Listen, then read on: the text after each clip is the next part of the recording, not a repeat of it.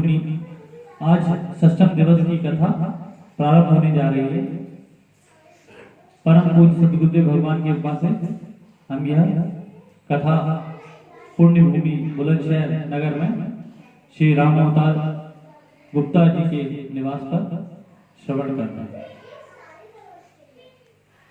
अब हम मधुराष्टकम का गान करते हैं।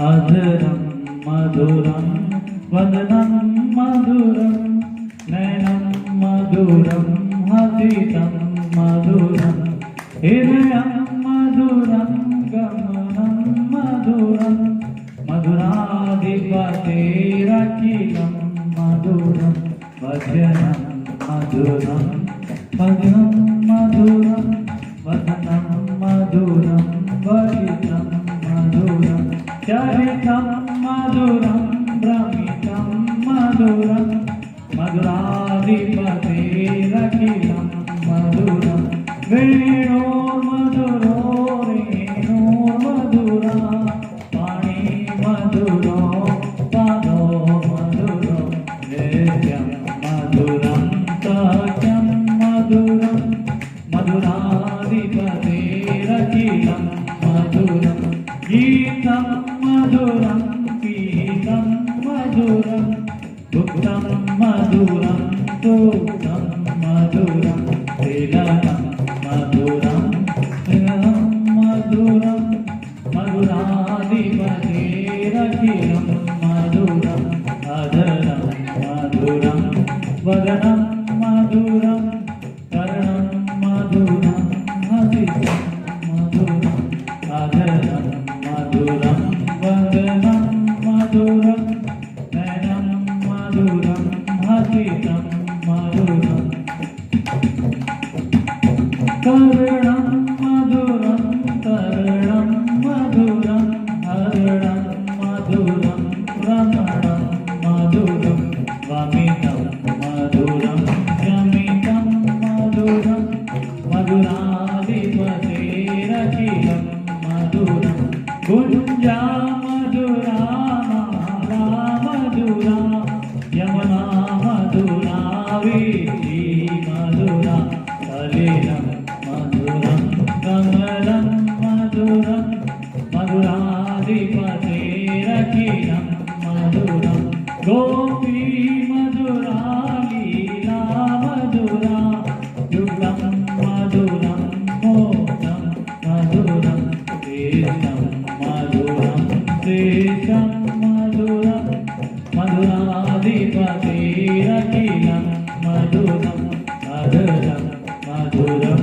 वदनं मधुरं नयनं मधुरं हसितं मधुरं हृदयं मधुरं गगनं मधुरं मधुराधिपतेरखिलं मधुरं गोपा मधुरा गावो मधुरा गोपा मधुरा गावो मधुरा यश्री मधुरा श्री मधुरा ललितं मधुरं फलितं मधुरं मधुराधिपतेरखिलं मधुरम् अधरं मधुरं वदनं मधुरं नयनं मधुरं हसितं मधुरं वचनं मधुरं चरितं मधुरं मधुराधिपतेरखिलं मधुरम्।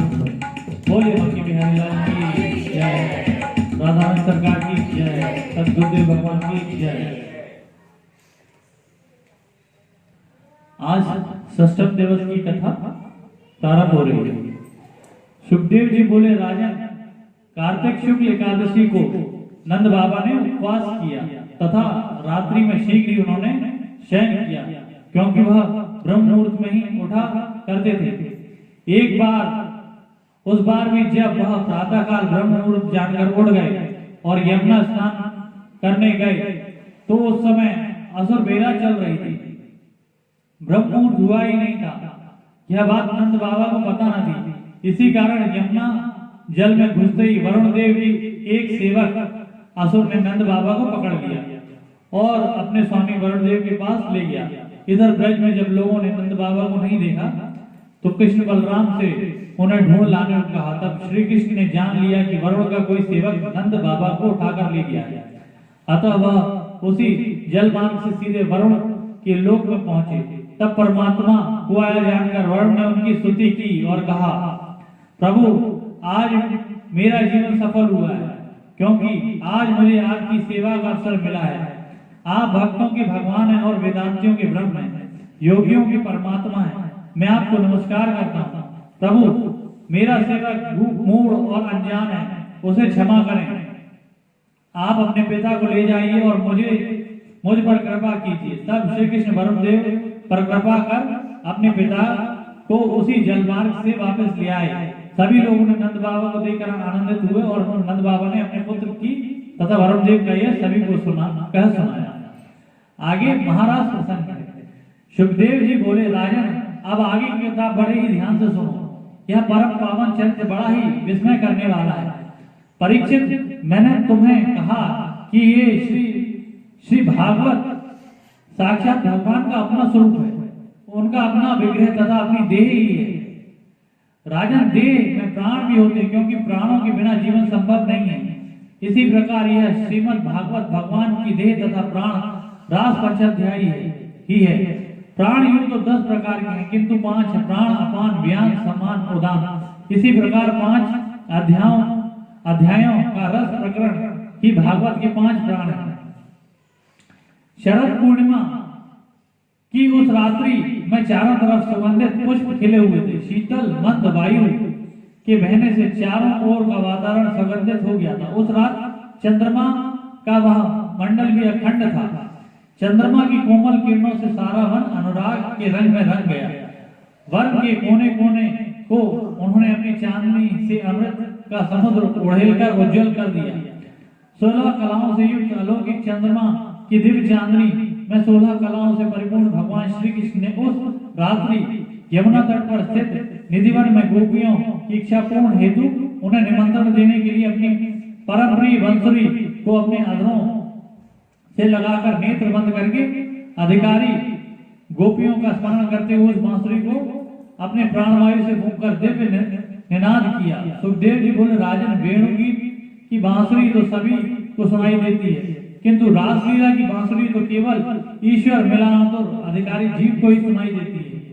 राजन, गोपियों ने जब उस वेणुनाद को सुना तो उनको लगा कि कृष्ण हमारे नाम लेकर हमें पुकार रहे हैं। इस कारण वे ब्रज नारियां, जिनका चित्र श्री कृष्ण ने पहले ही हर लिया था, वह अपने घरों के कार्यों को छोड़कर कृष्ण से मिलने के लिए दौड़ी जा रही थी। वह अपनी सखियों को बुलाने के लिए भी नहीं रुकती, क्योंकि वह वंशीनाथ आतुरता को बढ़ाने वाला था। जो गोपियां गाय धो रही थी वह गाय धोना छोड़कर भाग चली। जो खाना बना रही थी वह भी चूल्हे पर रखा खाना छोड़कर चल दी। बच्चों को दूध पिलाना छोड़कर, पतियों की सेवा शुश्रूषा छोड़कर, भोजन परोसना छोड़कर, भोजन करना छोड़कर, श्रृंगार आदि छोड़कर चली गई। इस प्रकार शरीर में अंगराग, चंदन तथा उत्तर लगाना छोड़कर, आंखों में अंजन लगाना छोड़कर भी चली गई। गोपियों के वस्त्र की सुध भी नहीं थी, वह उल्टे पुल्टे वस्त्र पहन के चल दी। कृष्ण को पाने के लिए गोपी बनना होता है। इंद्रियों का भक्ति रस का पान करे वही गोपी है।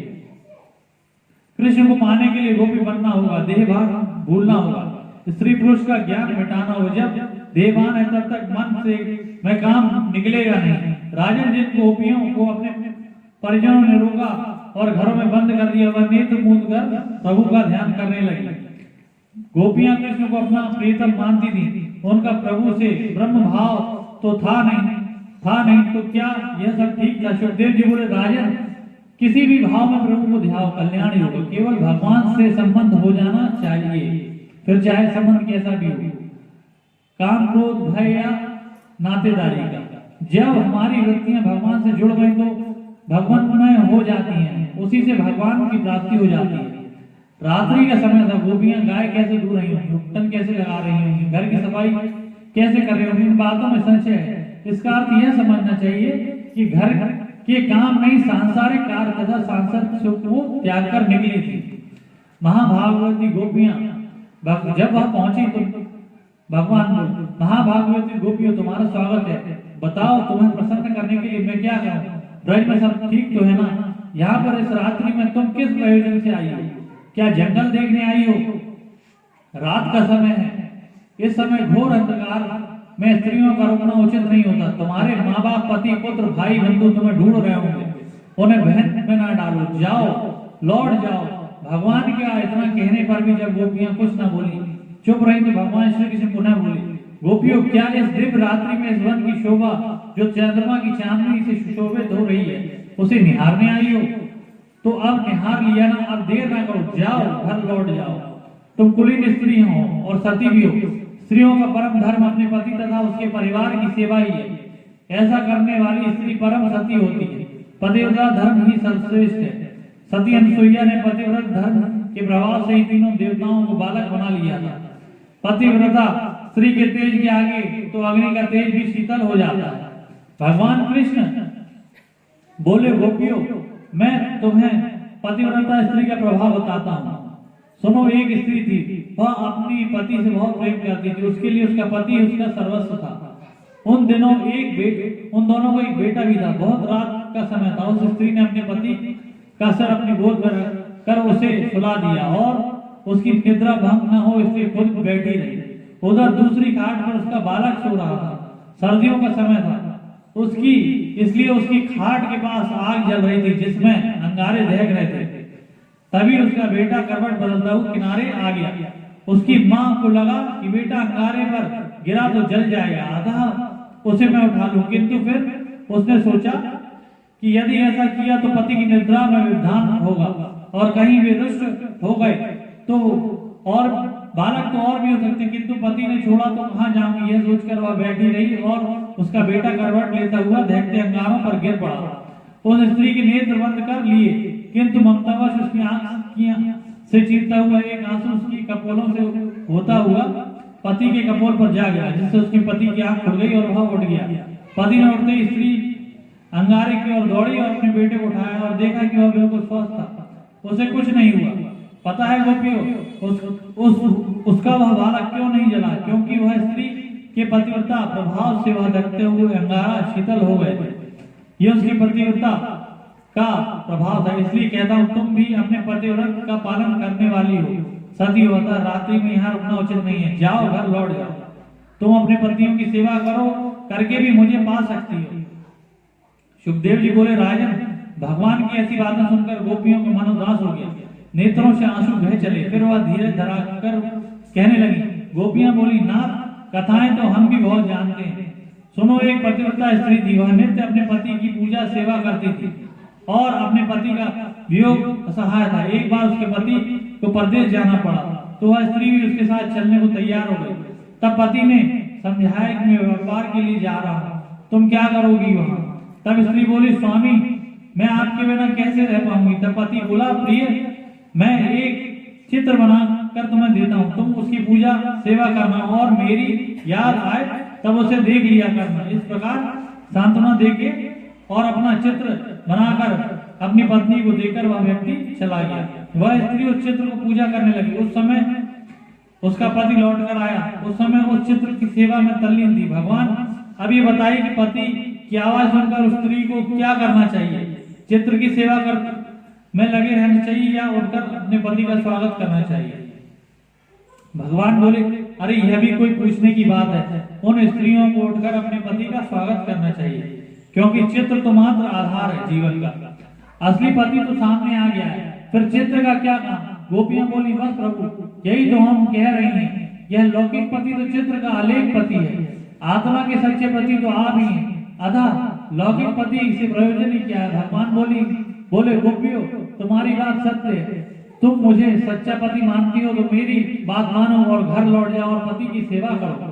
भगवान की यह बात सुनकर गोपियां पुनः बोली, ठीक है प्रभु, हम लौट जाएंगे, पर घर में कामकाज में लगे रहने वाले चित्त को तो बंशी बजाकर तुमने खींच लिया है। इंद्रियां भी हमारे वश में न गई। अब हमारे हाथ में किसी कार्य के लिए उठते नहीं है और पैर में भी एक पग चलने की शक्ति नहीं रही। अब आप बताओ, हम लौट कर कैसे जाएं? और वहां जाकर करें भी तो क्या? अदा आपने जो हमारा चित्त चुराया उसे लौटा दीजिए, जिससे हम घर के कार्य और पति की सेवा कर सके। श्री कृष्ण बोले, गोपियों, मैं जिसका चित्त चुराता हूँ उसका चित्त मुझ में एकाकार हो जाता है, उससे मैं नहीं लौटा सकता। गोपियों ने कहा, तो हम भी नहीं लौट सकते। भगवान बोले, मैं तुम्हें योग शक्ति से पहुंचा दूं। गोपियां बोले, शरीर ही पहुंचा दोगे तो मन तो यहीं पर रहेगा। यह सुनकर भगवान निरुत्तर हो गए और उन्होंने गोपियों से पूछा, तुम क्या चाहती हो, मैं तुम्हें प्रसन्नता के लिए क्या करूं? तो गोपियों ने कहा, हे कृष्ण, तुम अपने। इस प्रकार गोपियों से रास की विनती करने लगी। इस प्रकार भगवान ने उनकी बात सुनकर जान लिया कि यदि इनको यहाँ से हटाया गया, वापस भेजा गया, जिद की तो अपने प्राण त्याग देंगे।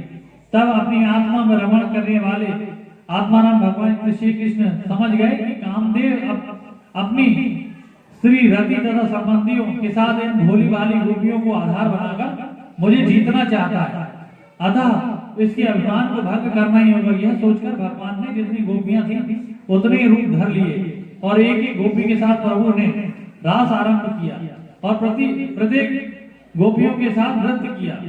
सभी गोपियां कृष्णमय हो गई। इस प्रकार भगवान ने कामदेव का भी घमंड चूर चूर कर दिया और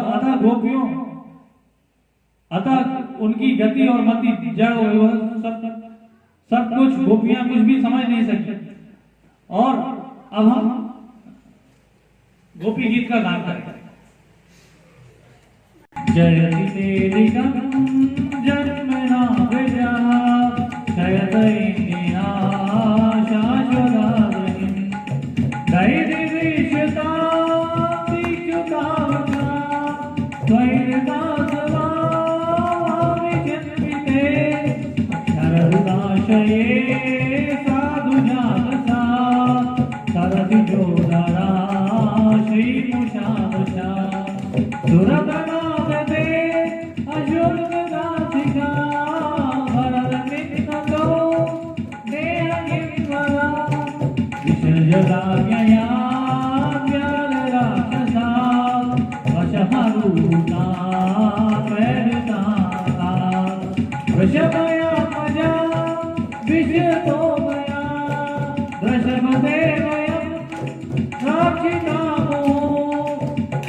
गोपिका नंदनो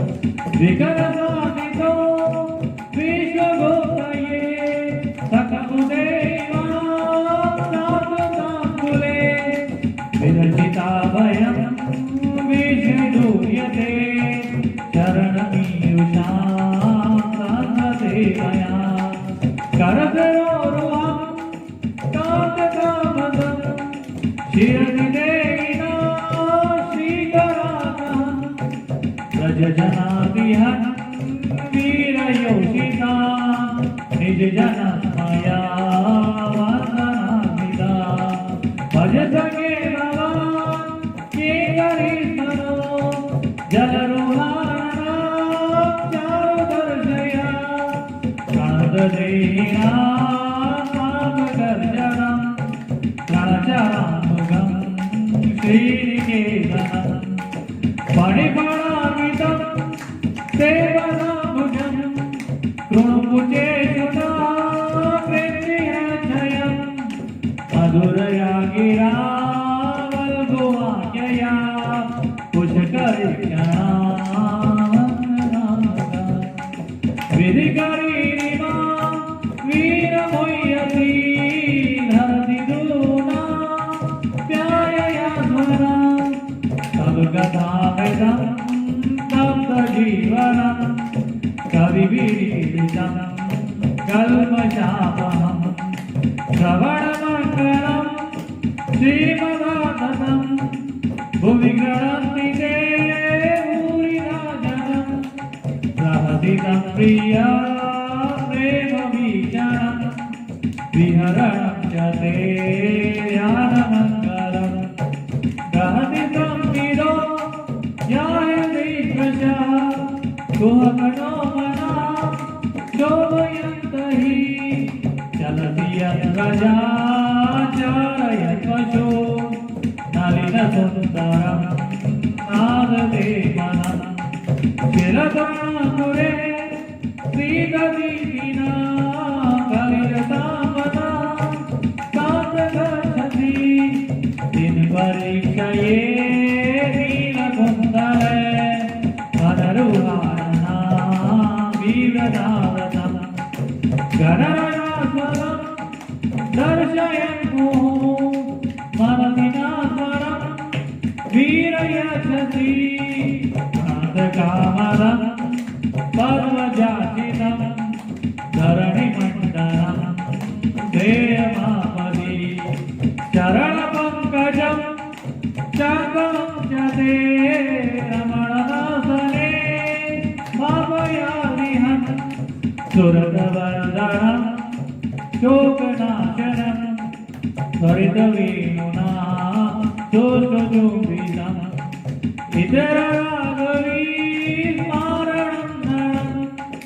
इतरवीरनास्तेन रागतं पठति यत्नवागीयगाननं श्रुतियुगायते त्वामपश्यतां कुटिलगोचरं श्रीमुखं च ते जडमुदीक्षतां पाकप्रदशाम् अतिसुतात्मया राधदाधदां नविनदिन्यते तेजुताधदा गतिविलासवो गीतमोहिता हितवयोषिता काशिजेतिषि दर्शितं विना रचयोदयं रहसिताननं प्रेमवीक्षणं सहदुरश्रियो द्विषधामते मोहरति स्वाहा मोहते मना गजवनोगसाभ्यर्थिरण्यते गजिनः प्रलं विश्वमङ्गलं यजमना गजा नासस्वात्मना स्वजनः सृजा यातिचूडनम् यते सुजात चरणामृत सनेषु वीते सनेभि कक्षेषु तेनाट्वी भक्षितग्रस्तेना किंचित उपाविधि नवविधि भवदायिषां नमः। बोलिए भगवान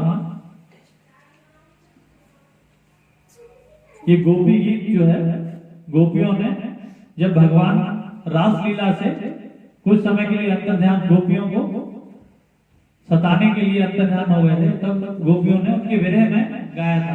इसे गीत को गाने से भगवान फिर प्रकट हो गए। जयति केदिकम जन्मना व्रज श्वेत इंदिरा शाश्वत दयति दृश्यताम दीक्षु तावका स्वैदित्रा सवा मामि चिन्विते। इसका अर्थ हे नाथ आपके जन्म लेने से ब्रज का महत्व अत्यधिक बढ़ गया है। लक्ष्मी जी यहाँ नित्य निवास करने लगी किंतु प्रियतम तुम्हारी प्रिय गोपियां वन वन भटक कर तुम्हें ढूंढ रही हैं। हमारे हृदय के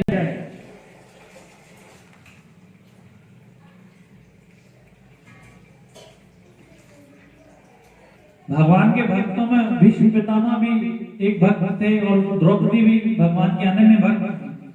इस संदर्भ में एक महाभारत में एक रोचक कथा आती है। सरसैया पे पड़े थे जब भीष्म पितामह तो पांडवों को उपदेश दे रहे थे कि आप मतलब जब मृत अवस्था जब उनकी आने वाली निकट आने वाली थी तो पांडवों को उपदेश दे रहे थे तो द्रौपदी जो थी वो बहुत खिलखिला के तेज से हंसने लगी। तो उन्होंने बोला कि पुत्री तुम क्यों हंस रही हो, क्या कारण है तुम्हारे इस हंसने का। उसने बोला पितामह मैं आपकी बात पर सोच के हंस रही हूँ कि आप आज इस समय तो बहुत उपदेश दे रहे हैं लेकिन जब मेरा चीरहरण हो रहा था तब आपने दुर्योधन को कुछ भी नहीं कहा, दुशासन को एक शब्द भी नहीं बोला। तो उन्होंने बोला कि पुत्री मैंने उस समय उस प्रसंग में ये कहा गया कि मैंने उस समय दुर्योधन और उन लोगों का अन्न खा रहा था। उस समय में वो उस समय युवराज और राजा थे और आज जब मैं इस शैया पे पड़ा हुआ हूँ अर्जुन के तीरों से मेरा वो जो वो अन्न खाने से जो मेरा वो रक्त था वो बह गया, उसके तीरों से वो रक्त जो था, अशुद्ध रक्त जो था वो बह गया, तो मैं अब शुद्ध हो गया हूं, तो मैं शुद्ध उपदेश दे रहा हूं। और उस समय मैं उनका अन्न खा रहा था, एक कारण इस वजह से भी मैं शांत था। और जब तुमने मेरी तरफ देखा था, तुमने अपने पतियों की तरफ देखा था, किसी ने भी तुम्हारी मदद नहीं की। पहले अपने पतियों को देखा, फिर मेरी तरफ देखा, किसी ने भी तुम्हारी मदद नहीं की। लेकिन मैंने सबसे पहले अपने अंतरात्मा में प्रभु श्री कृष्ण को याद किया था कि अब और कोई इसकी मदद नहीं कर सकता उनके अलावा। तो तुमने तीसरी बार भगवान को याद किया और मैंने प्रथम बार ही भगवान को याद कर लिया। तो विष्णु पितामह और द्रौपदी दोनों ही भगवान के अन्य भक्त हैं। बोले वृंदावन भक्त बिहारी लाल की जय, राधारमण सरकार की जय, सदगुरुदेव भगवान की जय। एक और भक्त हुए हैं जिसकी भक्तमाल में सदन कसाई, वो प्राचीन समय में सदन कसाई जाति के एक भक्त हो गए। यद्यपि वे जाति से कसाई थे, फिर भी उनका हृदय दया से पूर्ण था। आजीविका के लिए और कोई उपाय न होने से वो दूसरों के यहाँ से जो मांस वगैरह लाकर बेचा करते थे, स्वयं अपने हाथ से पशुवध नहीं करते थे। इस काम में उनका मन नहीं लगता था, पर मन मारकर जाति व्यवसाय होने से वह करते थे। सदन का मन तो श्री हरि के चरणों में रम गया था, रात दिन वह केवल हरि हरि करते रहते थे। भगवान अपने भक्त से दूर नहीं रहा करते, सदन के घर में शालिग्राम रूप में विराजमान थे। सदन को उनका पता नहीं था, वो तो शालिग्राम के पत्थर का एक बाट समझते थे और उससे मांस को तोला करते थे। एक दिन साधु सदन की दुकान में के सामने से जा रहे थे, दृष्टि पड़ते ही शालिग्राम को पहचान गए। मांस विक्रेता कसाई के यहाँ अपवित्र स्थल में शालिग्राम जी को देखकर साधु को बड़ा क्लेश हुआ। सदन में से मांगकर वे शालिग्राम को ले गए और सदन ने भी प्रसन्नता पूर्वक साधु को अपना वह चमकीला बाट दे दिया। साधु बाबा कुटुआ पर पहुंचे, उन्होंने विधि पूर्वक शालिग्राम जी की पूजा की, किंतु भगवान को उनसे प्रसन्नता न हुई।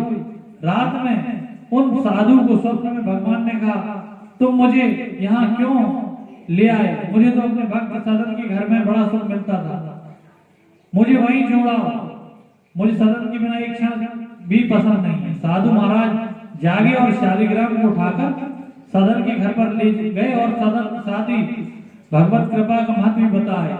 सदन को जब पता चला तो वह बाट तो भगवान शालिग्राम में, तो उसे बड़ा पश्चाताप हुआ और व्यवसाय से घृणा हो गई। वे शालिग्राम को लेकर पुरुषोत्तम क्षेत्र श्री जगन्नाथपुरी की ओर चल दिए। मार्ग में संध्या समय सनद एक गांव में एक गृहस्थ के घर ठहरे। उस घर की स्त्री पुरुष दो ही थे। स्त्री का आचरण अच्छा नहीं था, वह अपने घर में ठहरे हुए स्वतंत्र और सबल पुरुषों पर मोहित हो जाते थे। आधी रात के समय सनद के पास आकर वह अनैतिक चेष्टाएं करने लगी। उसे देखकर वह हाथ जोड़कर बोला, तुम तो मेरी माता हो, अपने बच्चे की परीक्षा मत लो, माँ मुझे आशीर्वाद दो।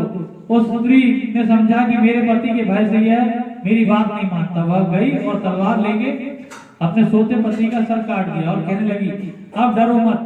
इस पर सदन भय से कांप उठे। स्त्री की अनुनय करके देख लिया, उसकी प्रार्थना स्वीकार नहीं हो सकती। तब द्वार पर आकर छाती पीट कर रोने लगे। लोग उसका रुदन सुनकर एकत्र हो गए और उसने कहा, इस यात्री ने मेरे पति को मार डाला और मेरे साथ अनैतिक काम करना चाहता था। लोगों ने सदन को खूब भला बुरा कहा, कुछ ने मारा भी, पर सदन ने कोई सफाई नहीं दी। मामला न्यायाधीश के पास गया। सदन तो अपने प्रभु की लीला देख रहे थे, अतः अपराध न करने पर भी अपराध स्वीकार कर लिया और न्यायाधीश की आज्ञा से उसके दोनों हाथ काट लिए गए। सदन के हाथ कट जाने पर रुधिर की धार चलने लगी। उन्होंने इसे अपनी प्रभु की कृपा ही माना। उनके मन में भगवान के प्रति तनिक भी रोष नहीं था। भगवान के सच्चे भक्त इस प्रकार निरपराध कष्ट पाने पर भी अपने स्वामी की दया ही मानते हैं। भगवान नाम का कीर्तन करते हुए सदन जगन्नाथपुरी चल पड़े। उधर पुरी में प्रभु ने पुजारी को स्वप्न में आदेश दिया, मेरा भक्त सदन मेरे पास आ रहा है, उसके हाथ कट गए हैं, पालकी लेकर जाओ और आदरपूर्वक उसे ले आओ। पुजारी की पालकी लिवाकर गए और आग्रह पूर्वक सदन को उसमें बिठाकर ले आए। सदन जैसे ही श्री जगन्नाथ जी को दंडवत करके कीर्तन के लिए भुजाएं उठाई तो दोनों हाथ पूर्णतः ठीक हो गए। बोलिए जगन्नाथ भगवान की जय।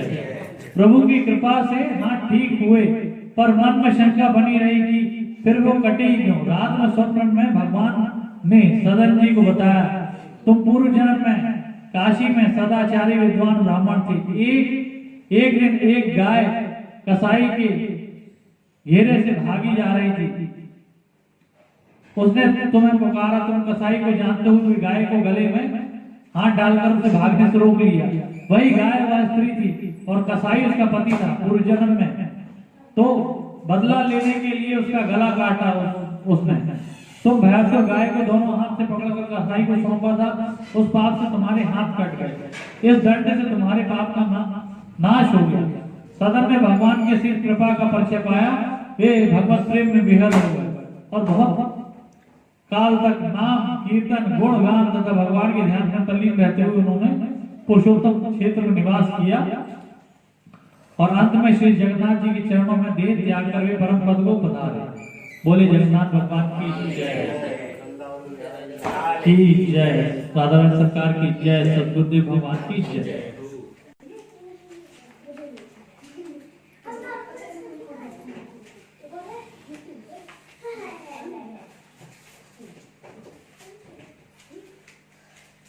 विठल भगवान की कथा भी आती है। महाराष्ट्र में पंढरपुर में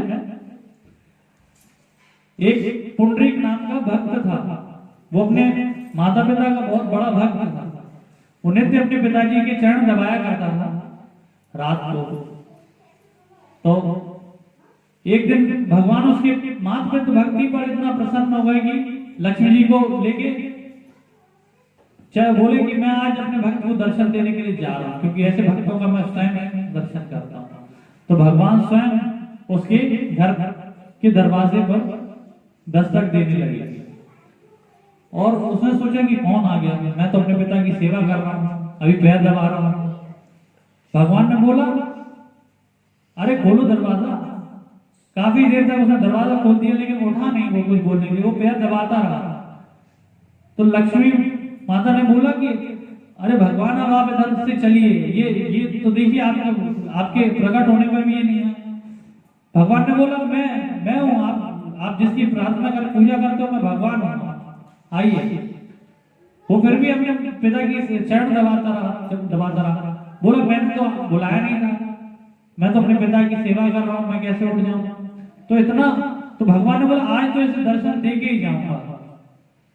तो भगवान ने बोला अच्छा कुछ बैठने के लिए तो दे दो। तो उसने ईंट सरका दी।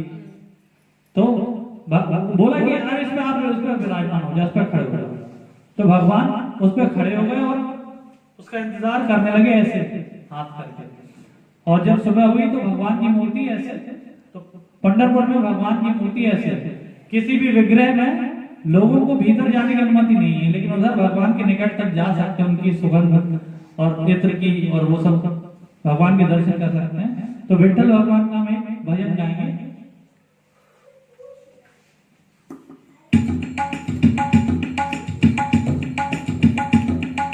विठल विठल विठला पांडुरंग विठला, विठल विठल विठला पांडुरंग विठला, विठल विठल विठला पांडुरंग विठला, विठल विठल विठला पांडुरंग विठला, द्वारकेच्या राणा माझा पांडुरंग विठला,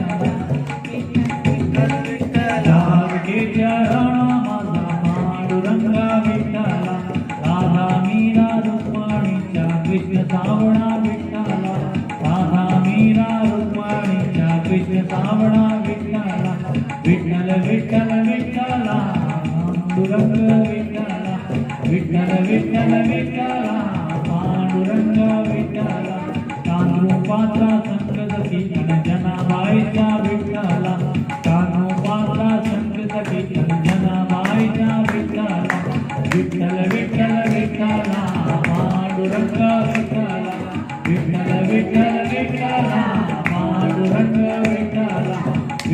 विठ्ठल विठ्ठला हरि ओम विठ्ठला निवृत्त नामारी ज्ञानचा ज्ञानी यांचा विठ्ठला निवृत्त तो पण मुक्ताई ज्ञानांचा विठ्ठला एक नाम दे तुको वाची वेल लावले विठ्ठला एक नाम दे तुको वाची वेल लावले विठ्ठला विठ्ठल विठ्ठल विठ्ठला पांडुरंग विठ्ठला विठ्ठल विठ्ठल विठ्ठला हरि ओम विठ्ठला विठ्ठल विठ्ठला हरि ओम विठ्ठला विठ्ठल विठ्ठला हरि ओम विठ्ठला दुःखा मेळा गोरोबा ज्ञानानीचा विठ्ठला दुःखा मेळा गोरोबा ज्ञानानीचा विठ्ठला कुंडलकांचा हट्ट्या पायी अक्षर लागा विठ्ठला तुकाराम कृष्णा तुझ्या नारायणा विठ्ठला तुकाराम कृष्णा तुझ्या नारायणा विठ्ठला कौशल्येच्या रामचूतीच्या घनश्यामा विठ्ठला भजन कीर्तने वाराग्याचा संग डोलती विठ्ठला भजन कीर्तने वाराग्याचा संग डोलती विठ्ठला पाणवटी मुकाम खातिर ज्ञानांचा विठ्ठला पाणवटी मुकाम खातिर ज्ञानी तुमच्या विठ्ठला विठ्ठल विठ्ठल विठ्ठला पांडुरंग विठ्ठला विठ्ठल विठ्ठल विठ्ठला हरि ओम विठ्ठला मैं तो हो गई बावली दूर न गिरी बड़ी दूर न गिरी हाँ दूर न गिरी बड़ी दूर न गिरी बोलो वृंदावन बिहारी लाल की जय ऊपर बिछाएं हाँ चटाई ले लो चटाई ले सकते हो हाँ ले सकते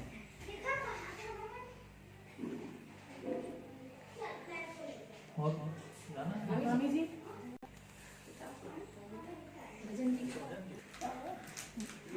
भगवान ने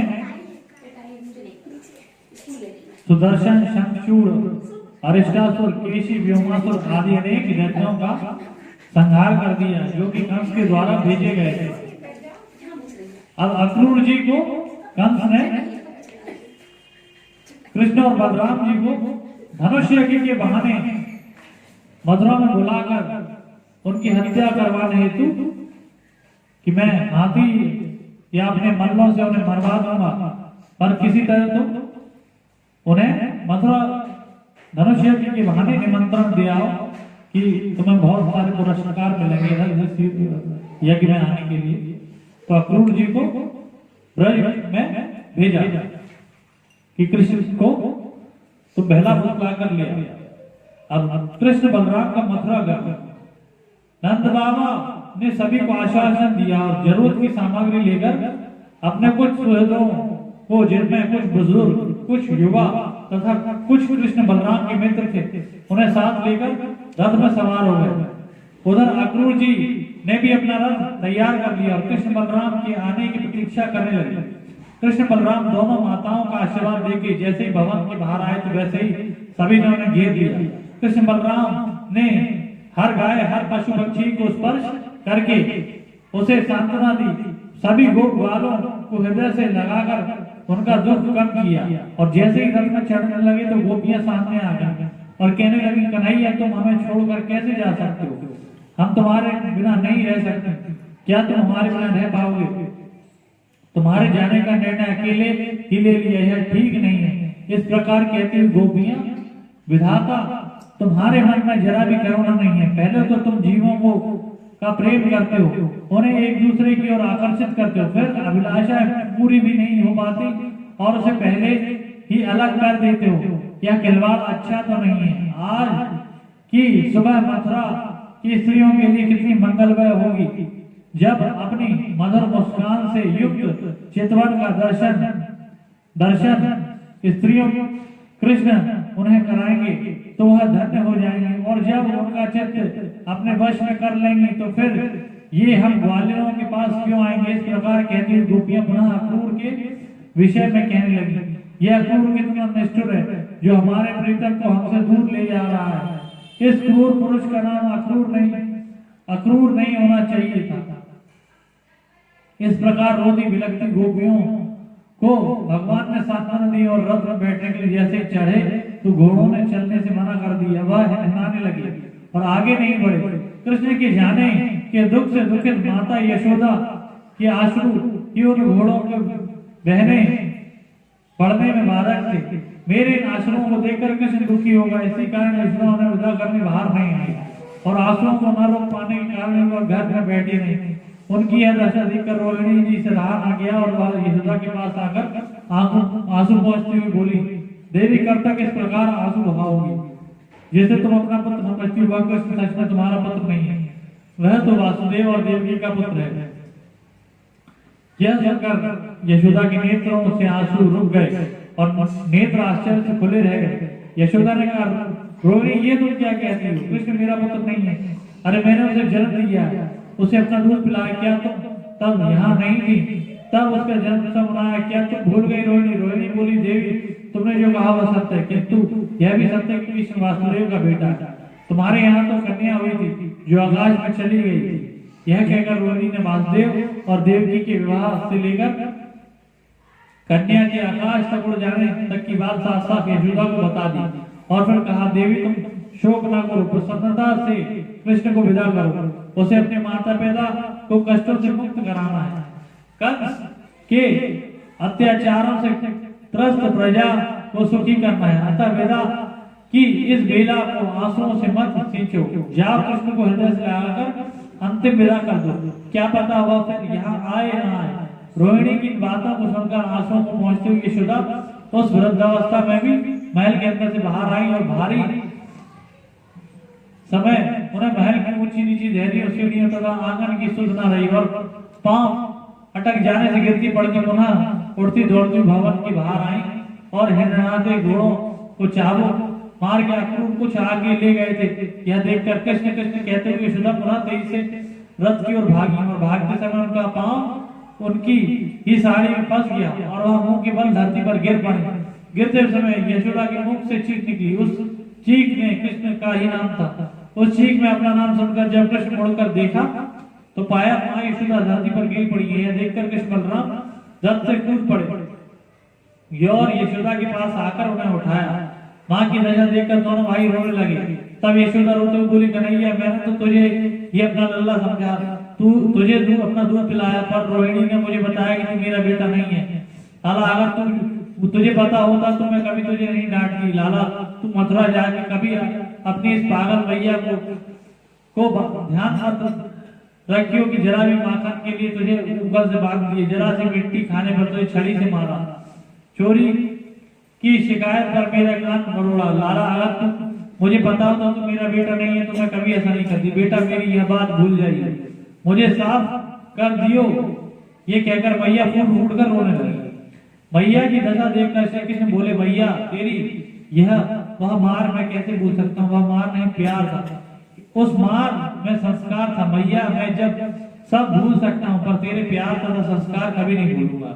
मैया कौन कहता है कि मैं तेरा बेटा नहीं? ये सारा जगत सबसे पहले मुझे तेरा ही बेटे के रूप में जानेगा, मैं तेरा ही बेटा हूँ। इस प्रकार माता को सांत्वना देके वह सब प्रस्थान कर गए।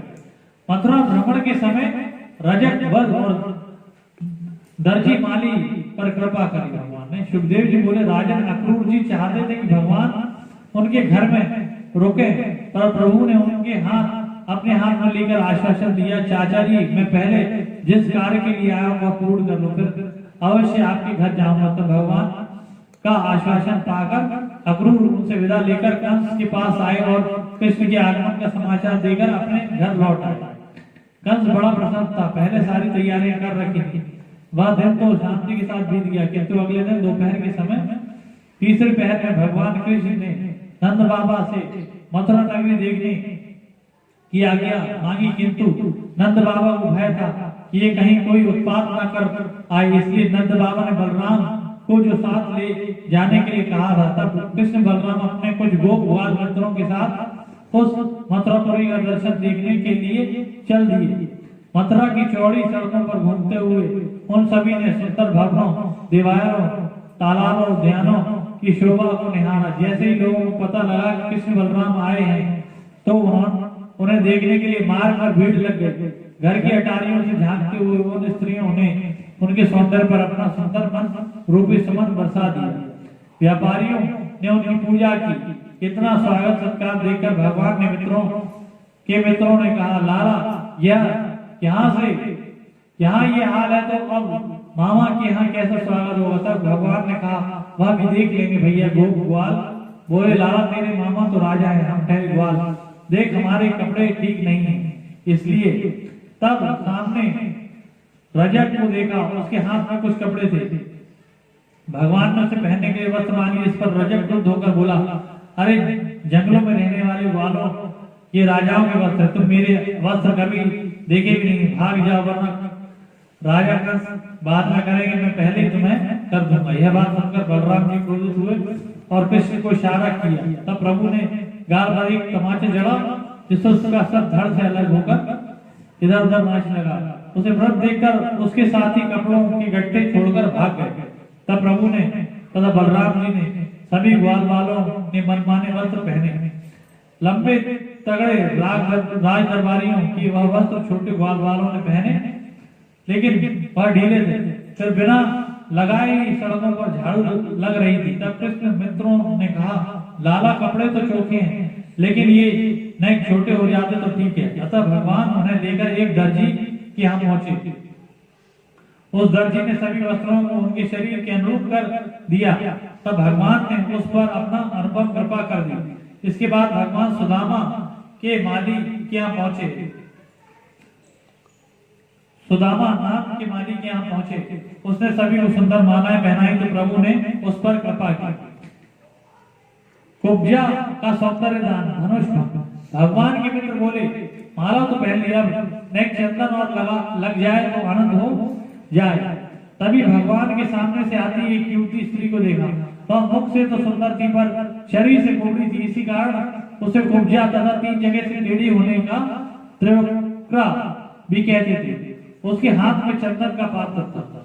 जब वह प्रभु के निकट से निकली तो प्रभु ने आवाज देकर कहा, सुंदरी, ओ सुंदरी, उसने कभी अपने लिए ऐसे शब्द सुने नहीं थे, अतः उसे ध्यान नहीं दिया। वह आगे बढ़ गई। पुनः भगवान ने संबोधित करते हुए कहा, सुंदरी, तुमसे ही कह रहा हूँ, सुनो।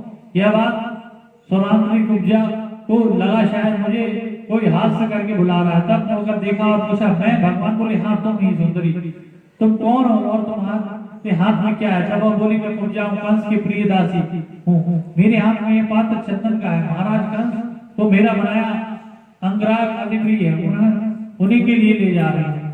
मेरे हाथ में पात्र चंदन का है। भगवान ने कहा, ये चंदन हमको दे दो। तब कुब्जा ने कहा, हाँ अवश्य हो। कि अगर कुब्जा ने अपने हाथों से प्रभु श्री कृष्ण को पीला तथा बलराम जी को लाल रंग का अंगराग दिया और मित्रों को भी मनचाहा अंगराग दे दिया। तब भगवान ने यह विचार किया कि इसने मुझे चंदन देकर दिव्य बनाया है, मैं भी इसे सुंदर बनाऊं और टेढ़ी को सीधा कर दूं। यह सोचकर भगवान ने उसे अपने पास बुलाया और जब प्रभु को अपने पास आ गई तब भगवान ने बोला, अब आप पास आके खड़े हो जाओ। यह देखकर खुद उसके सामने आकर सट के खड़े हुए और दोनों पंजों को अपने दोनों पांव से दबाकर 2 उंगलियां उसके हाथ और ठोड़ी के नीचे लगाकर उसका शरीर उचका दिया और झटके से उसके सारे अंग सीधे और समान हो गए और उसका दिव्य शरीर भी दिव्य हो गया। तब भगवान ने उस पर कृपा की। बोलिए वृंदावन बांके बिहारी लाल की जय, राधा सरकार की जय, सद्गुरुदेव भगवान की जय। इस प्रकार उग्रसेन को राजगद्दी और माता पिता की कष्ट की नीति थी। कंस तथा उसके भाइयों की पत्नियां और पत्नियों, भगवान ने इसी प्रकार कंस का भी, जब वो दंगल में पहुंचे तो भगवान ने कंस के द्वारा नियुक्त हाथियों को और मल्लों को भगवान ने मार दिया और प्रभु ने कंस पर भी प्रहार करके उसको भी मृत्यु लोक में पहुंचा। इस प्रकार कंस के मर जाने पर कंस तथा उसके भाइयों की पत्नियां अपने पतियों की मृत्यु हो जाने पर विलाप करने लगे। तब प्रभु ने उसे सांत्वना दी और नियमानुसार कंस तथा सभी का क्रियाक्रम कराया।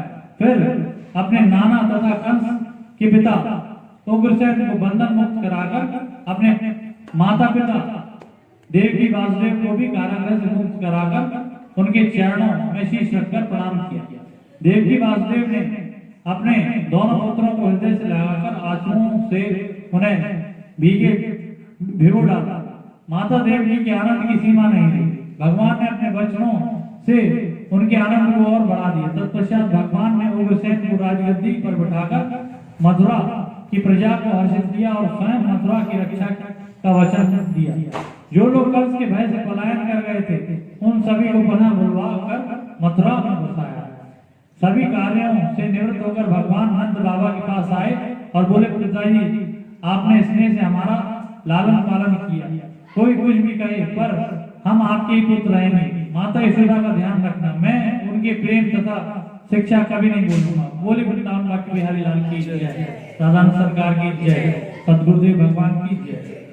अब गुरु दक्षिणा में गुरुपुत्र को यमलोक से लाना। अभी गुरुदेव का एक भजन करेंगे।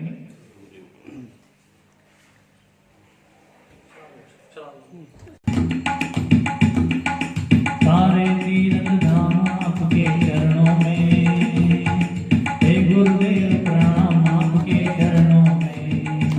गुरुदेव दया करके मुझको अपना लेना। गुरुदेव दया करके मुझको अपना लेना। मैं शरण में पड़ा तेरी चरणों में जगा देना। गुरुदेव दया करके मुझको अपना लेना। करुणानिधि नाम तेरा करुणा दिखलाओ। सोए हुए भावों को हे नाथ जगाओ। मेरी नाव भंवर डोले उस पार लगा देना। गुरुदेव दया करके मुझको अपना लेना। गुरुदेव दया करके मुझको अपना लेना। जैसा भी हूँ तेरा हूँ, हे नाथ भुला मुझे। तेरे चरणों का चेला हूँ, तेरे दर का भिखारी हूँ। मेरे दोष मिटा देना, शरण में पड़ा तेरी चरणों में जगा देना। गुरुदेव दया करके मुझको अपना लेना। तुम सुख के सागर हो, निर्धन के सहारे हो। इस मन में समाए हो, मुझे खास प्यारे हो। नित माला जपूं तेरी, नित माला जपूं तेरी। नहीं दिल से भुला देना, मैं शरण में पड़ा तेरी चरणों में जगा देना। गुरुदेव दया करके मुझको अपना लेना। गुरु ब्रह्मा गुरु विष्णु गुरुदेवो महेश्वरा। गुरु साक्षात् परब्रह्म तस्मै श्री गुरुवे नमः। गुरु ब्रह्मा गुरु विष्णु गुरुदेवो महेश्वरा। गुरु साक्षात् परब्रह्म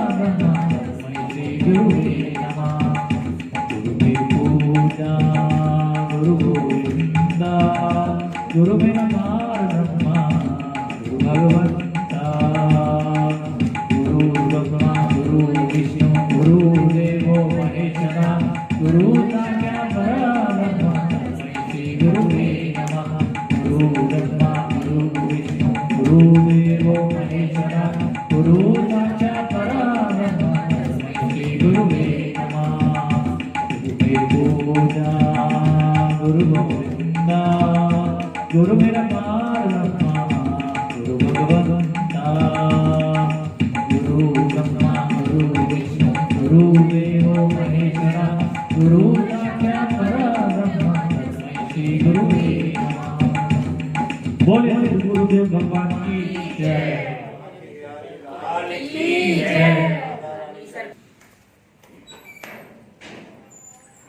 आगे की कथा में गुरु दक्षिणा में भगवान ने गुरु पुत्र को यमलोक से वापस किया। इस प्रकार दुष्टों का अंश एवं अन्य राक्षसों का प्रभु ने विनाश करा। इस प्रकार दुष्टों का विनाश करके प्रभु मथुरा में रहने लगे। बाद में वासुदेव ने मुनि गर्गाचार्य द्वारा अपने पुत्रों का यज्ञोपवीत संस्कार कराया और ब्राह्मणों को नाना प्रकार का दान दिया। इसके बाद सर्वसम्मति से वासुदेव ने कृष्ण बलराम को विद्याध्ययन के लिए उज्जैन में सांदीपनि मुनि के आश्रम में भेजा, जहाँ उन्हें 64 दिनों में 64 विद्याएं सिखाई। वह दोनों गुरु के मुख से एक बार उच्चारण मात्र से प्रतिदिन एक कला ग्रहण कर ली थी। इस प्रकार भगवान ने बहुत से मित्र बनाए, जिनमें एक ब्राह्मण पुत्र भी थे। उन्हें मथुरा आने का निमंत्रण देकर विद्यापुरी होने पर कृष्ण बलराम गुरुदेव से कहा, भगवान आपकी कृपा से हमारी विद्या पूरी हुई। हम आपका ऋण तो नहीं चुका सकते, किंतु फिर भी शिष्य का कर्तव्य है कि वह विद्या पूरी होने पर गुरु दक्षिणा दे।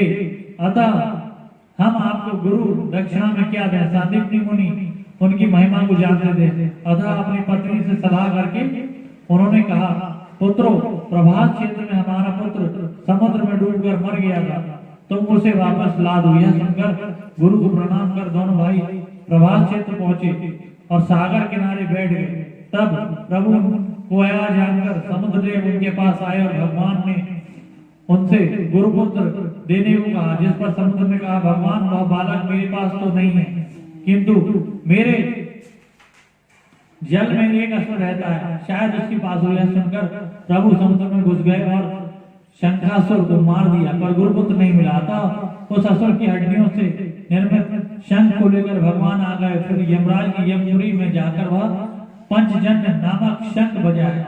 उस ध्वनि से उस समय नरक की यातनाएं बंद हो गई। तब यमराज ने भगवान को पहचान कर उनके कथनानुसार उनके गुरु पुत्र की आत्मा उन्हें प्रदान कर दी। इस प्रकार आत्मा लाकर भगवान ने देह का निर्माण किया और आत्मा को स्थापित कर प्राणों का संचार करके उसे जीवित करके उसे उसी स्मृति में प्रदान कर दी। फिर उसे ले जाकर गुरु को समर्पित कर दिया। बोली बाकी बिहारी लाल की जय, साधन सरकार की जय, सदगुरुदेव भगवान की जय। अब उद्धव का ब्रजगमन है। उद्धव यूं तो भगवान के भाई ही थे, किंतु भगवान को मथुरा में रहते हुए कुछ समय हो चुका था। अतः उनकी उद्धव से भेंट वार्तालाप होती रहती थी, जिससे उनका प्रेम और दृढ़ हो गया था। अतः वासुदेव ने उद्धव को यह कार्य सौंपा कि जाओ कृष्ण से उनके दुखी होने का कारण पूछो, जिससे उनका दुख मिटे।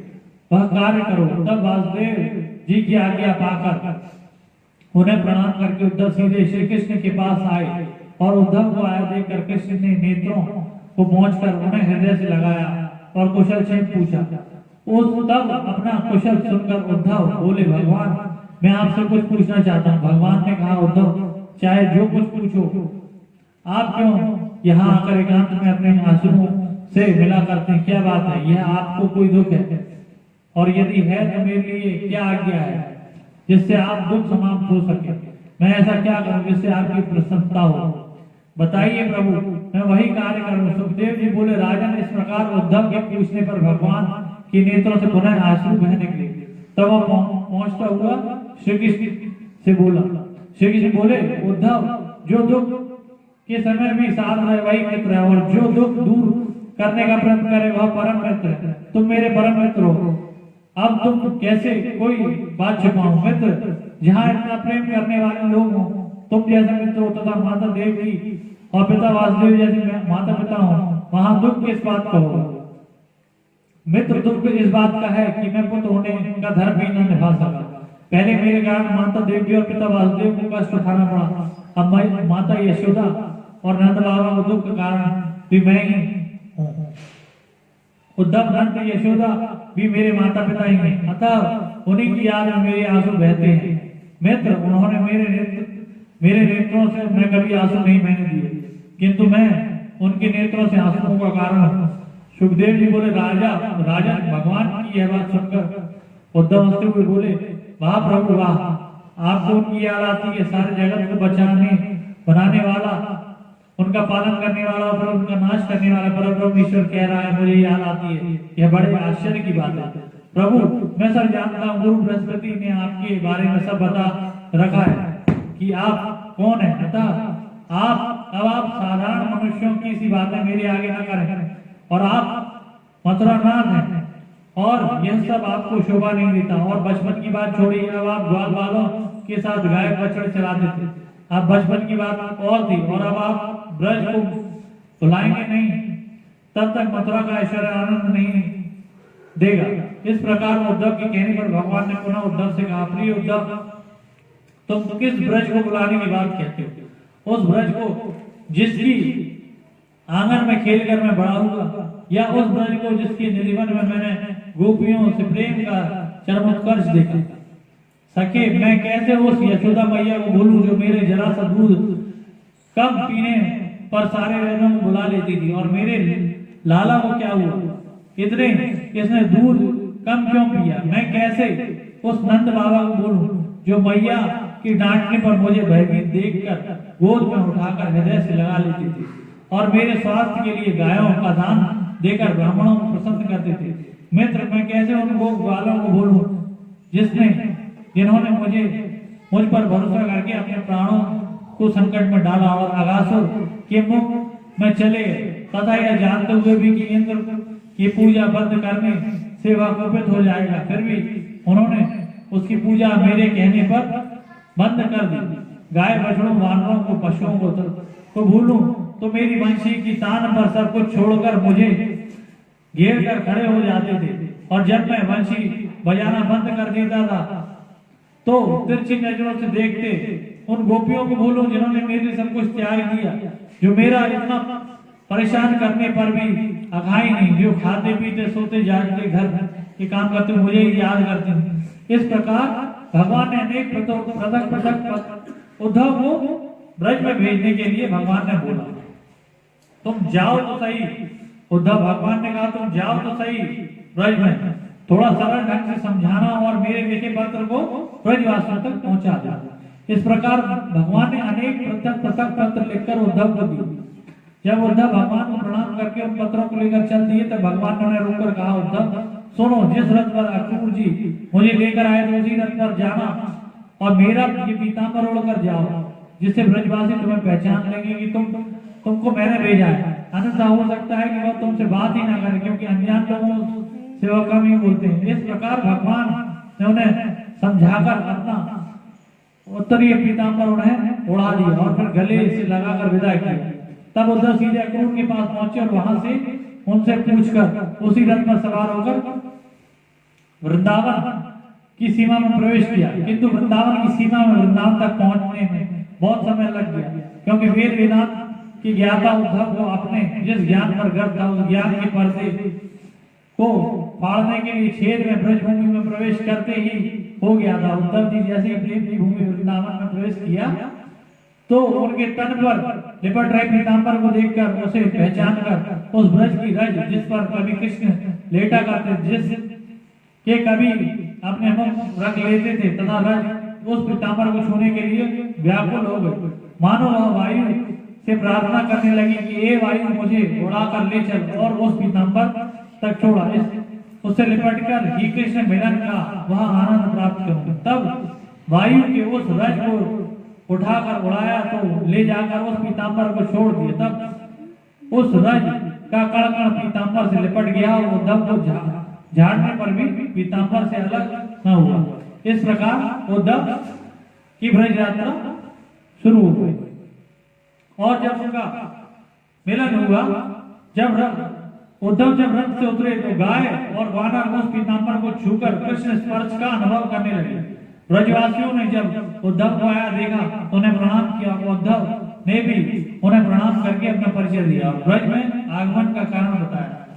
सभी ने कृष्ण के विषय में पूछा तो उद्धव ने उनका कुशल मंगल कह सुनाया और बताया कि वह आप सभी के प्रति क्षण याद करते हैं। यह सुनकर सभी के हृदयों को बड़ा आनंद हुआ। उसके पश्चात उद्धव ने उनके नंद बाबा के भवन का मार्ग पूछा तो ब्रजवासी बोले, उद्धव जी यह जो जल बहता दिखाई दे रहा है इसके सहारे सहारे चले जाइए और जहाँ इसका उद्गम दिखाई दे समझ लेना कि नंद यशोदा का भवन है। उद्धव आश्चर्यचकित होकर उस जल को देखने के लगे। तब पुनः ब्रजवासी बोले, उद्धव जी यह कोई नदी नहीं, यह तो कृष्ण की याद में गोपियों के चक्षु से बहने वाली आंसू हैं जो अधिकता के कारण नदी रूप में परिणत हो गए। इस अद्भुत आश्चर्य को देखकर उद्धव दंग रह गए और मन ही मन गोपियों को प्रणाम करके नंद भवन की ओर चल दिए। नंद बाबा ने दूर से ही उद्धव को आता देखा तो पहचान गए और उन्होंने हृदय से लगाकर कृष्ण से मिलन का सुख प्राप्त किया। फिर उनका स्वागत सत्कार करके भोजन कराया और सेवकों को सेवा करने का आदेश दिया। इस प्रकार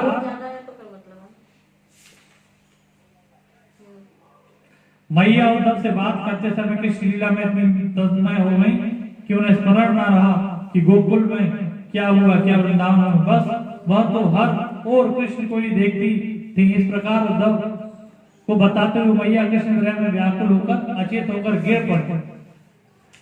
इसी प्रकार उद्धव भी भगवान का संदेश देकर उधर से प्रस्थान कर गए। पूरे वृंदावन बाकी बिहारी लाल की जय, आदर सत्कार की जय, सतगुरुदेव भगवान की जय।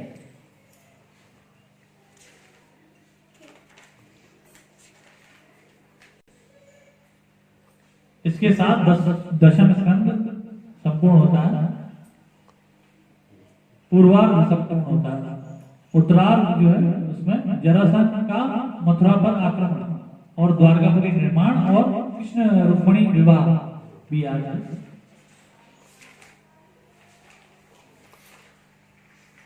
कृष्ण रुक्मिणी विवाह भी आ जाए। कोई संकीर्तन करना? हे नाथ अब तो ऐसी दया हो कि जीवन निरर्थक जाने न पाए। हे नाथ अब तो ऐसी कृपा हो कि जीवन निरर्थक जाने न पाए। यह मन न जाने क्या क्या कराए, कुछ बन न पाया अपने बनाए। हे नाथ अब तो ऐसी दया दो कि जीवन निरर्थक जाने न पाए। ऐसा जगा दो कि फिर सो न जाऊं, अपने को निष्काम प्रेमी बनाओ। ऐसा जगा दो कि फिर सो न जाऊं, अपने को निष्काम प्रेमी बनाओ। मैं आपको चाहूं और पाऊं, संसार का फिर रह कुछ न जाए। हे नाथ अब तो ऐसी दया दो कि जीवन निरर्थक जाने न पाए। वह योग्यता दो मैं सत्कर्म कर लूं, अपने हृदय में सद्भाव भर लूं। नर्तन है साधन मैं भव सिंधु तर लूं, ऐसा समय फिर आए न आए। हे नाथ अब तो ऐसी दया दो कि जीवन निरर्थक जाने न पाए। हे नाथ अब तो ऐसी दया दो कि जीवन निरर्थक जाने न पाए। मन में सद्गुरु का प्रेम बसे, आंखों में समा जाए सद्गुरु। बोले सद्गुरु भगवान की जय, वृंदावन बाकी बिहारी लाल की जय, राधा सरकार की जय।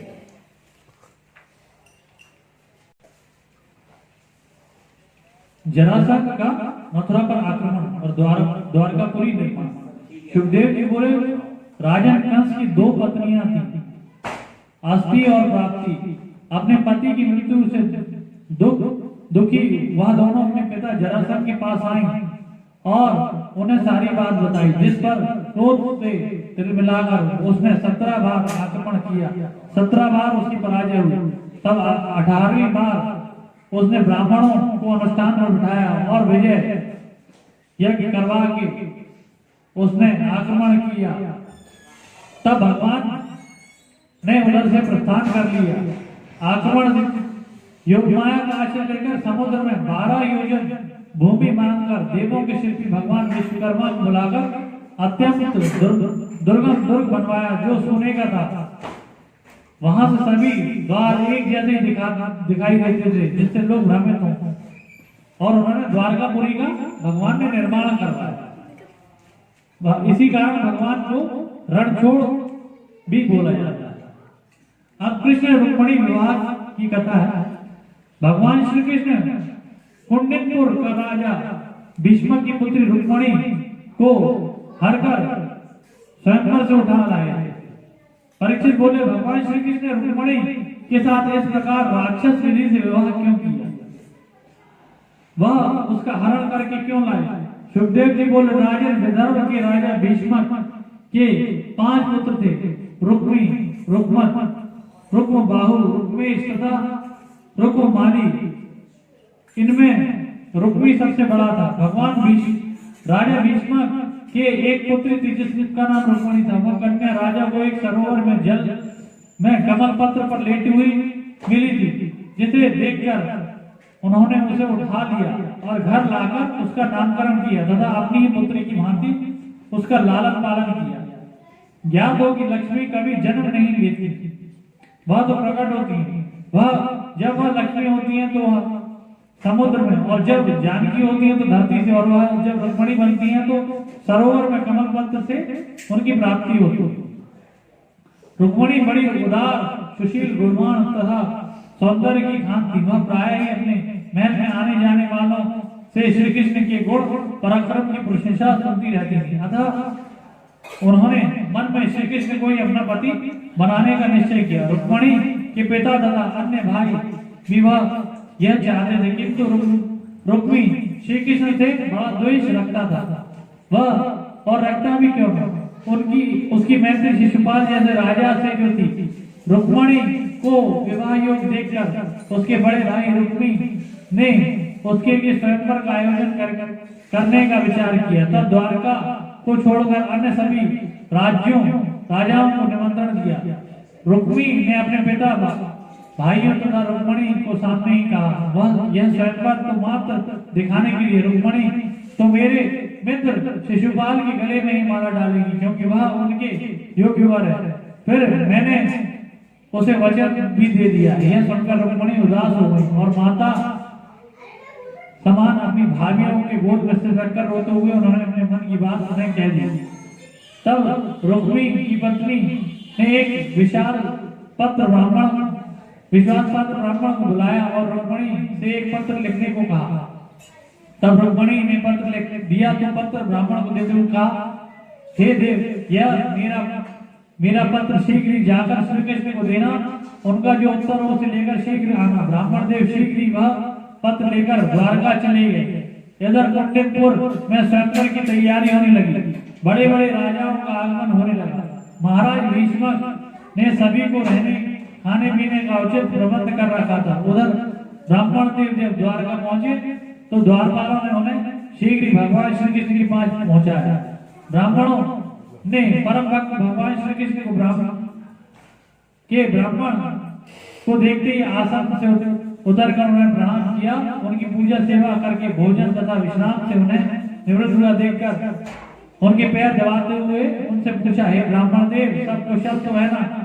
अब कहाँ से और किसके पधारे, मैं आपकी क्या सेवा करूं? तब ब्राह्मण देव बोले, प्रभु, मैं विदर्भ देश के राजा भीष्म के राज्य में आनंद से रहता हूँ। मुझे राजा की पुत्री रुक्मिणी ने आपके पास भेजा है, पत्र लेकर भेजा है और आपका उत्तर लेकर आने को कहा। यह कहकर ब्राह्मण ने रुक्मणी का दिया हुआ पत्र भगवान के हाथ में दे दिया। तब भगवान ने उसे अपने हृदय से लगाकर पुनः ब्राह्मण के हाथ में देकर कहा, हे विप्रदेव, आप ही इसे पढ़कर सुनाइए। तब ब्राह्मण देव पत्र को पढ़कर सुनाने लगे। हे त्रिभुवन सुंदर, मैं आपके गुण पराक्रम तथा सौंदर्य की प्रशंसा सुनी, जिससे मेरे चित्त लज्जा शर्म सब छोड़कर आप में प्रवेश कर रहा है। इसलिए मैं आपको ही अपने पति रूप में वर्ण कर रखा है। अब आप ही मुझे स्वीकार कीजिए। तब अब शिशुपाल आदि अन्य कोई पुरुष मुझे स्पर्श न करे। सिंह का भाग सियार ले जाए, ठीक नहीं है। विवाह से एक दिन पहले आकर दुष्टों का नाश करके राक्षस विधि से वीरता का मूल्य देकर मुझे स्वीकार करिए। यदि आप नहीं आए तो मैं अपने प्राण त्याग दूंगी। इस प्रकार हमारे यहाँ विवाह से पूर्व कन्या को गिरजा पूजन के लिए नगर के बाहर जाना पड़ता है। आप वहां से मुझे हरण कर ले जाइए। मैं आपकी प्रतीक्षा कर रही हूँ। यदि आप नहीं आए तो प्राणों का परित्याग कर दूंगी, चाहे सैकड़ों जन्म क्यों न लेना पड़े। कभी कभी तो आपके चरणों की सेवा अवश्य प्राप्त होगी। रुक्मणी जी ने जो 7 श्लोकों का बड़ा सुंदर पत्र लिखा। कन्या, जिस कन्या का विवाह ना हो रहा हो तो उस कन्या इन 7 श्लोकों का पाठ श्रद्धा विश्वास के साथ यदि 21 दिन तक कृष्ण के चित्र के समक्ष करे तो अवश्य उसकी मनोकामना पूर्ण होती है। बोले बाकी बिहारी लाल की जय, राधा सरकार की जय, सतगुरुदेव भगवान की जय। भजन श्याम संग प्रीत के दुनिया क्या जाने, मेरी लगी श्याम संग प्रीत के दुनिया क्या जाने। क्या जाने कोई क्या जाने, क्या जाने कोई क्या जाने, मेरी लगी श्याम संग प्रीत की दुनिया क्या जाने। मेरी लगी श्याम संग प्रीत की दुनिया क्या जाने। छवि लगी मेरे श्याम की जब से, छवि लगी मेरे श्याम की जब से, भाई बावरी मैं तो तब से बांधी प्रेम की डोर मोहन से, नाता तोड़ा मैंने जग से। है ये कैसी पागल भी ये दुनिया क्या जाने, मेरी लगी श्याम संग प्रीत की दुनिया क्या जाने। क्या जाने कोई क्या जाने, क्या जाने कोई क्या जाने, मेरी लगी श्याम संग प्रीत की दुनिया क्या जाने।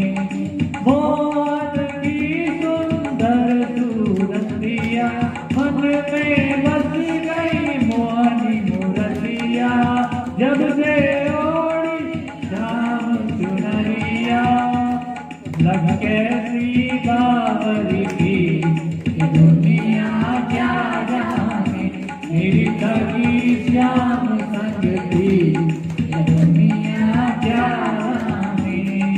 हर दम अब तो रहूं मस्तानी, लोग लाज अब दिन बिसरानी, रूप राशि अग अंग समाए।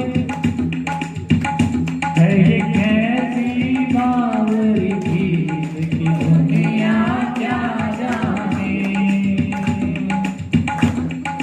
मोहन ने ऐसी बंसी बजाई, सबने अपनी सुर बिसराई, गोप गोपियां भागी आई। है ये कैसी पागल थी ये दुनिया क्या जाने, मेरी लगी श्याम संग प्रीत ये दुनिया क्या जाने, मेरी लगी श्याम संग प्रीत ये दुनिया क्या जाने। हरे कृष्णा कृष्णा कृष्णा हरे हरे, हरे रामा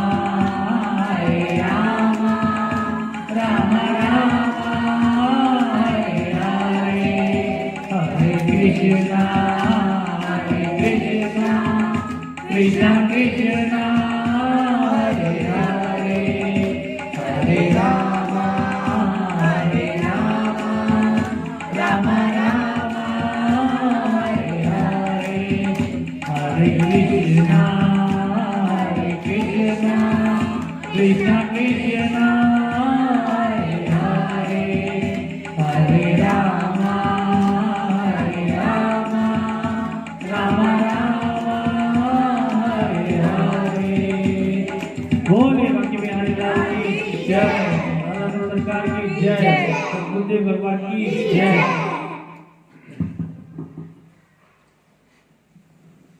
माता अंबिके अपनी गोद में बैठे आपके पुत्र श्री गणेश जो रुक्मणी जी जब उधर पहुंची तो माता को प्रणाम करके माता को इस प्रकार प्रार्थना करने लगे।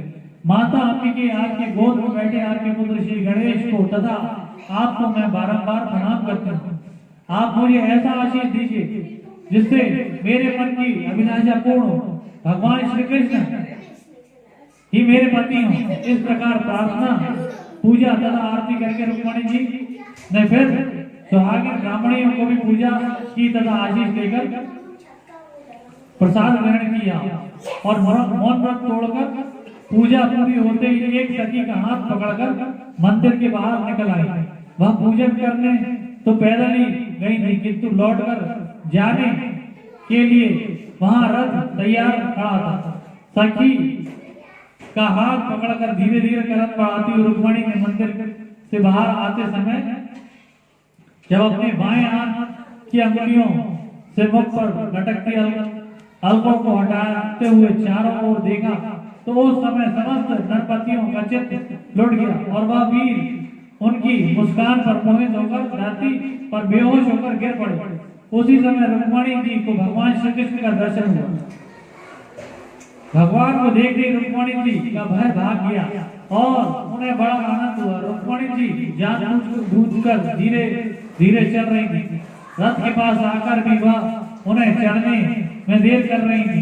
चारों ओर से सैनिकों ने उन्हें घेर रखा था किंतु फिर भी अनेकों सैनिकों से घिरी रुक्मणी को हरने का निश्चय करके भगवान अपने रथ से उतरे और भागते हुए उन्होंने सैनिकों के परकोटे में प्रवेश किया।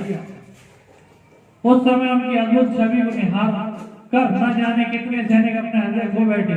उनके मुकुट वंशी पीतांबर और सोने की पादुकाओं को देखकर न जाने कितने सैनिकों के मुख और आंखें फटी की फटी रह गए।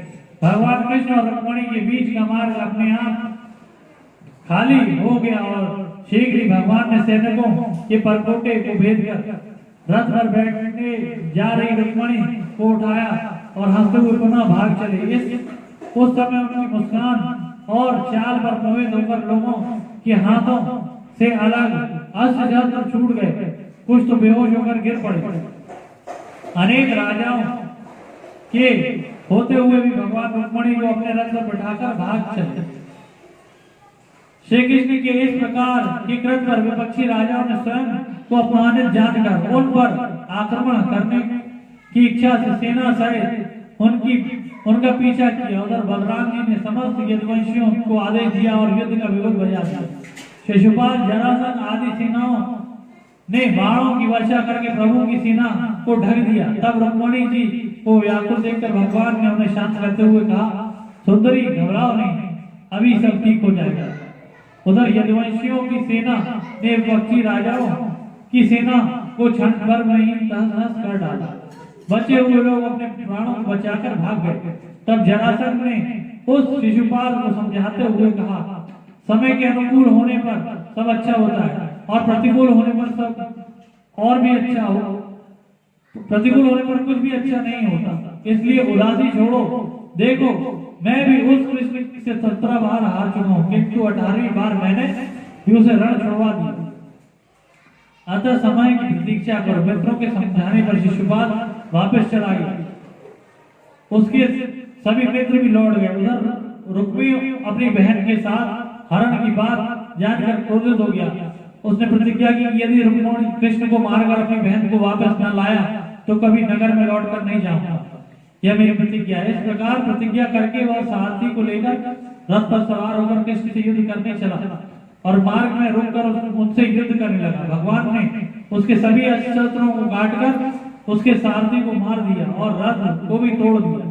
जब तलवार लेकर उस पर झपटे तब भगवान उसे मारने को उद्यत हुए। तब रुक्मिणी जी घबराकर कांपती हुई बोली, प्रभु मेरे भैया को छोड़ दो। भगवान ने रुक्मिणी की प्रार्थना पर उसे मारा तो नहीं, किंतु उसी के दुपट्टे से बांधकर उसकी दाढ़ी मूछ तथा केश को मोड़ दिया। उसे अधमरी अवस्था में देखकर बलराम जी ने उसे छुड़वा दिया और कृष्ण को बोले, रुक्मिणी को सांत्वना देने के लिए श्री कृष्ण को फटकार कर बोले, रुक्मी अपमानित होकर पुनः कहीं अपने रिश्तेदारों को कोई ऐसा करता है क्या? रुक्मिणी लेकिन चला गया, अपमानित होकर पुनः कुंडनपुर नहीं गया। उनके पास ही भोजगढ़ नाम की नगरी बसाई और उसी में रहने लगा। उधर भगवान रुक्मिणी को साथ लेकर सभी के साथ द्वारका पहुंचे और वहां से जाकर उन्होंने विधि पूर्वक रुक्मिणी से विवाह किया। द्वारका में उल्लास हुआ, सभी वर वधू को देखकर आनंदित हुए। सभी ने भगवान को उपहार दिए और नई बहू को भी बहुत सी भेंट मिली। ब्राह्मणों को दान मिला, जिसकी जो कामना थी वही प्राप्त हुआ। और हो भी क्यों ना साक्षात महालक्ष्मी जी जो द्वारका में पधारी थी, इस प्रकार श्री कृष्ण और रुक्मिणी जो साक्षात नारायण और लक्ष्मी जी ही थे, उनका विवाह हुआ। द्वारका के घर घर में आनंद हुआ।